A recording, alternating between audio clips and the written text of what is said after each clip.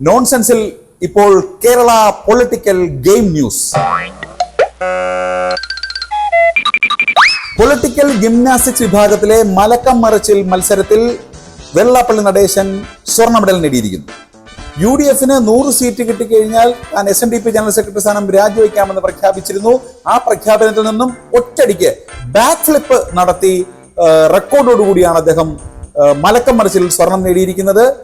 ശരിക്കും ഈ ഒറ്റ പ്രഖ്യാപനത്തിൽ നട്ടലിന് യാതൊരു പരിക്കുമേൽക്കാതെ 360 ഡിഗ്രി ആംഗിളിൽ തിരിയാൻ കഴിയുന്ന അത്ഭുത മനുഷ്യനായാണ് ജനങ്ങൾ ഇദ്ദേഹത്തെ വാഴ്ത്തുന്നത്. പണ്ടൊക്കെ പള്ളിയിൽ പോയി പറഞ്ഞാൽ മതി എന്ന ആ വാചകം ഇപ്പോൾ മറ്റൊരു രീതിയിലേക്ക് മാറി. ഈ ഒരു പ്രകടനത്തോടെ ഇപ്പോൾ ആ വാചകത്തെ ആൾക്കാർ പറയുന്നത് വെള്ളാപ്പള്ളി പോയി പറഞ്ഞാൽ മതി എന്നായിരിക്കുകയാണ്.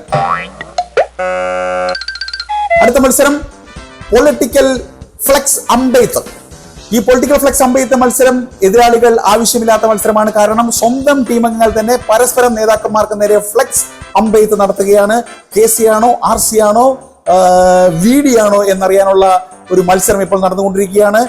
സത്യത്തിൽ 100 സീറ്റ് നേടി ജയിച്ചിട്ടും പരസ്പരം ചെളിവാരി എറിഞ്ഞ് നാട്ടുകാർക്ക് മുമ്പിൽ തോൽക്കുന്നത് എങ്ങനെയാണെന്ന് പഠിക്കാൻ വിദേശ രാജ്യത്തു നിന്നും പൊളിറ്റിക്കൽ സയൻസ് പഠിക്കുന്ന വിദ്യാർത്ഥികൾ ഇപ്പോൾ തിരുവനന്തപുരത്തേക്ക് എത്തിക്കൊണ്ടിരിക്കുകയാണ് എന്നാണ് ലേറ്റസ്റ്റ് റിപ്പോർട്ടുകൾ. അമ്പെയ്ത്ത് മത്സരത്തിൽ ആര് ജയിക്കുമെന്ന് അറിയില്ല. പക്ഷെ ഫ്ലെക്സ് രാത്രി അണികൾ വയ്ക്കുന്നുണ്ട്.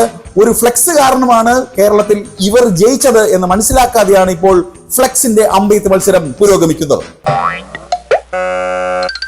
സ്പ്രിന്റ് മത്സരത്തിൽ 1ാം സമ്മാനം മുഖ്യമന്ത്രി പിണറായി വിജയൻ.